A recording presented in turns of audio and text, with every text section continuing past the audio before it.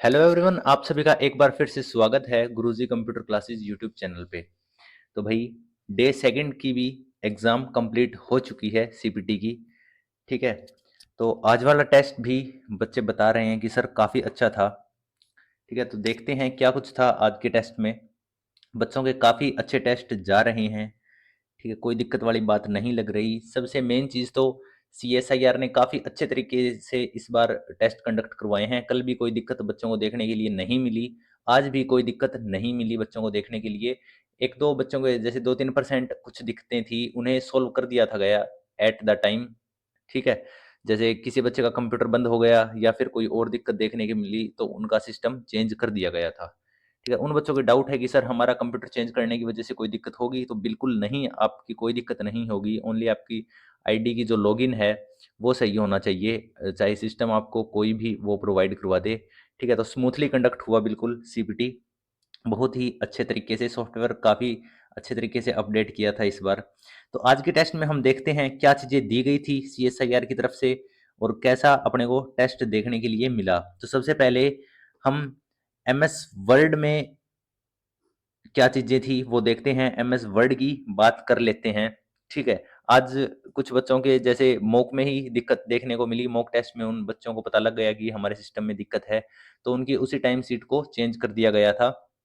ठीक है भाई, तो कोई दिक्कत नहीं मिल रही है देखने के लिए सीएसआईआर की तरफ से। तो वर्ड में क्या चीज़ें दी गई थी? आज वर्ड में सबसे पहले दिया गया था टेबल इंसर्ट करने के लिए। ठीक है, जिसमें करीबन 7 कॉलम थी, 6 रो थी। ठीक है भाई, और हर एक सेल में 2-3 वर्ड आपको टाइप करने थे। तो टेबल थोड़ी लेंथी हम कह सकते हैं, लेकिन ठीक थी। टेबल सबसे पहले इंसर्ट करनी थी, उसके बाद आपको पैराग्राफ राइट करना था भाई। ठीक है, पैराग्राफ करीब था आपके 250 वर्ड, 250 वर्ड्स के करीब आपका पैराग्राफ था, और 9 से 10 नंबर आपको इस टाइपिंग के लिए दिए गए थे। ठीक है, और उसके बाद पेज मार्जिन सेट करनी थी आपको। वही कल की तरह लेफ्ट और राइट 1.75 दी गई थी, टॉप बॉटम आपको 1.25 दी गई थी। तो ये आपका हो गया पेज मार्जिन का, पैराग्राफ टाइप करने का। इसके बाद इसमें इसी पैराग्राफ के अंदर फॉर्मेटिंग दी गई थी आपको, जिसमें बोल्ड, इटैलिक और अंडरलाइन करना था। ठीक है, बुलेट्स भी ऐड करने थे कुछ लाइंस में इस पैराग्राफ में। ठीक है, तो ये चीजें बिल्कुल नॉर्मल है। हर एक टेस्ट में हमने ये चीज कवर की है, पता नहीं कितनी बार आपकी प्रैक्टिस हो चुकी है इन चीजों से रिलेटेड। इसके बाद हेडिंग भी दी गई थी आज आपको। जो आपका पैराग्राफ था उसके ऊपर हेडिंग राइट करनी थी, जिसका साइज इंक्रीज करना था, बोल्ड करना था। ये चीज भी हमने काफी बार की है। ठीक है, इसके बाद आपको नॉर्मल सी फॉर्मेटिंग थी, कोई फॉर्मेटिंग ज्यादा यहाँ पे मुश्किल नहीं थी। लाइन स्पेसिंग दिया गया था भाई। लाइन स्पेसिंग इसमें आपको लाइंस के बीच में नहीं दिया गया था, आफ्टर पैराग्राफ दिया गया था। वो हम कहाँ से करेंगे? हर एक लाइन का हम स्पेसिंग यहाँ से सेट करते हैं। ठीक है, आपको लाइन स्पेसिंग ऑप्शन में यहाँ पे जाना था, और यहाँ से स्पेसिंग आपको सेट करनी थी। बिफोर और आफ्टर ये पैराग्राफ की आपकी लाइन स्पेसिंग है, इसे एडजस्ट करनी थी। ये चीज़ आपको दी गई थी, ये थोड़ी नई चीज़ है बाकी टेस्टों से। ठीक है, इसके बाद आपको फुटर में एक तो डेट इंसर्ट करने के लिए बोला गया था, और उसके साथ कुछ टेक्स्ट आपको टाइप करना था। ये आपका आज का वर्ड था।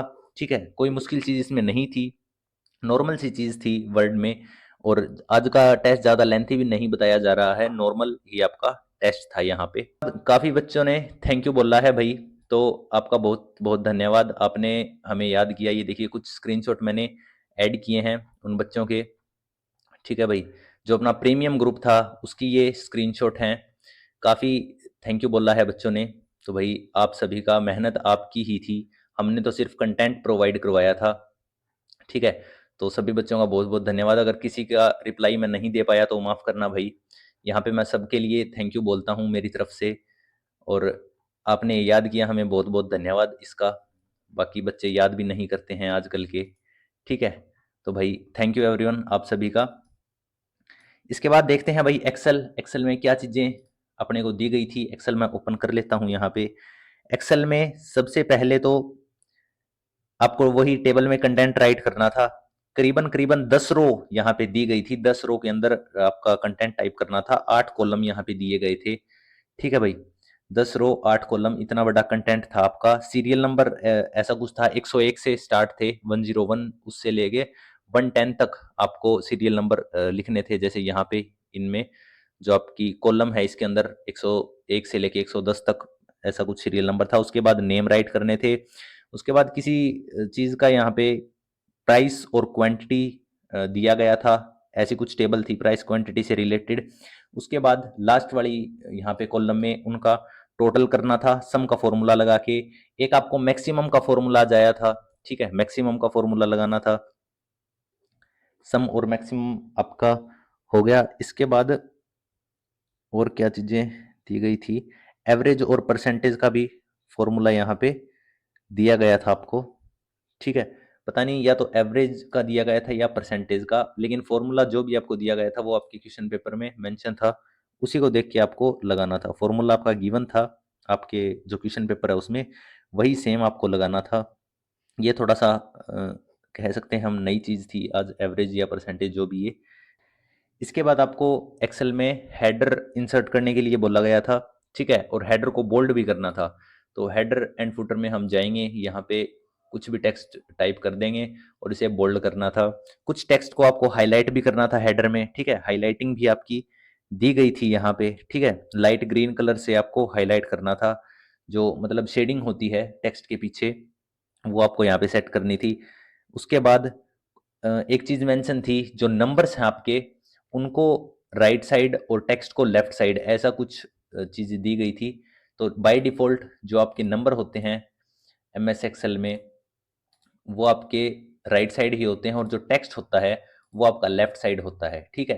लेकिन ये चीज मेंशन की थी सीएसआईआर ने आज पेपर में, ठीक है। तो ये बाय डिफॉल्ट भी ऑटोमेटिक होता है। ये देखिए टेक्स्ट आपका लेफ्ट साइड है और जो नंबर है वो आपका राइट साइड है।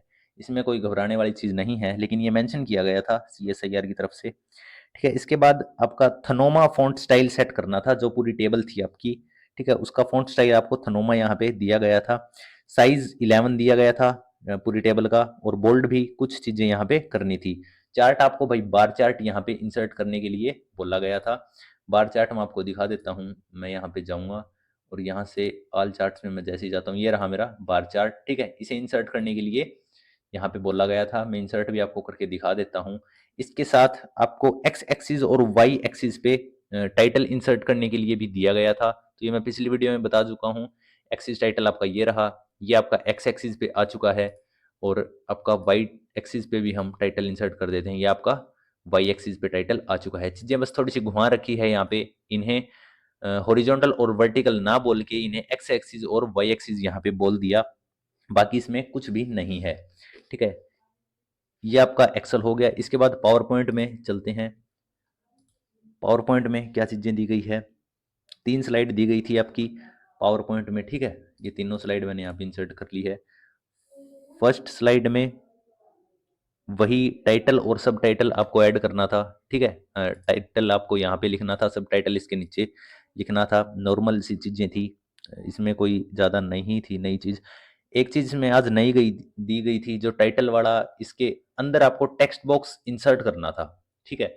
टेक्स्ट बॉक्स हम कैसे इंसर्ट करेंगे, यहाँ पे जाके मैं टेक्स्ट बॉक्स को सिलेक्ट कर लूँगा, और जहाँ पे मेरे को इंसर्ट करने के लिए बोला गया था इस तरीके से मैं इंसर्ट कर दूंगा। ये देखिए मेरा टेक्स्ट बॉक्स यहाँ पे आ चुका है। अगर आपको इसकी आउटलाइन देनी है, इसे शो करना है, तो आप शेप फॉर्मेट में यहाँ पे जाओगे, शेप आउटलाइन, आप यहाँ से इसे कोई भी शेप आउटलाइन सेलेक्ट कर सकते हो। ये देखिए मेरी शेप आउटलाइन यहाँ पे आ चुकी है। इस तरीके से आपको इसके अंदर टेक्स्ट बॉक्स ऐड करने के लिए आज बोला गया था, जिसमें आपको रोल नंबर वगैरह और नेम ये चीजें टाइप करनी थी। तो भाई अब काफी बच्चों के ये डाउट है कि सर हमने नेम नहीं लिखा, रोल नंबर नहीं लिखा, तो क्या हमारी सीपीटी चेक होगी, ये होगा वो होगा।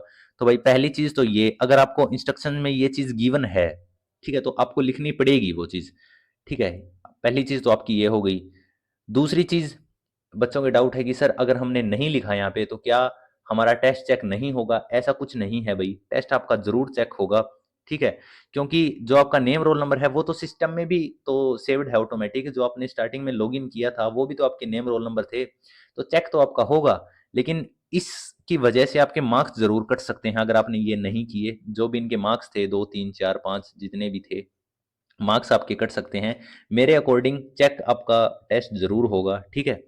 क्योंकि ये ओनली एक फॉर्मेटिंग का हिस्सा था, ना कि आपका ये ऑफिशियल कुछ डाटा था यहाँ पे, या फिर सीएसआईआर की तरफ से यहाँ पे आप रोल नंबर वगैरह मांगा गया था। तो चेक तो आपका होगा सीपीटी मेरे अकॉर्डिंग, ठीक है भाई, ये आपका हो गया। एक चीज यहाँ पे शेप भी इंसर्ट करनी थी इन्हीं टाइटल के अंदर, ठीक है, तो शेप आप यहाँ से इंसर्ट कर सकते हो कोई भी। ठीक है, ये मैंने शेप इंसर्ट कर दी। रेक्टेंगुलर शेप आपको दी गई थी यहाँ पे इंसर्ट करने के लिए। स्लाइड 2 में आपको टेबल बनानी थी भाई। ठीक है, टेबल इंसर्ट करना था जिसके अंदर करीबन करीबन 5 रो थी और 6 से 7 कॉलम यहाँ पे बताई जा रहे हैं।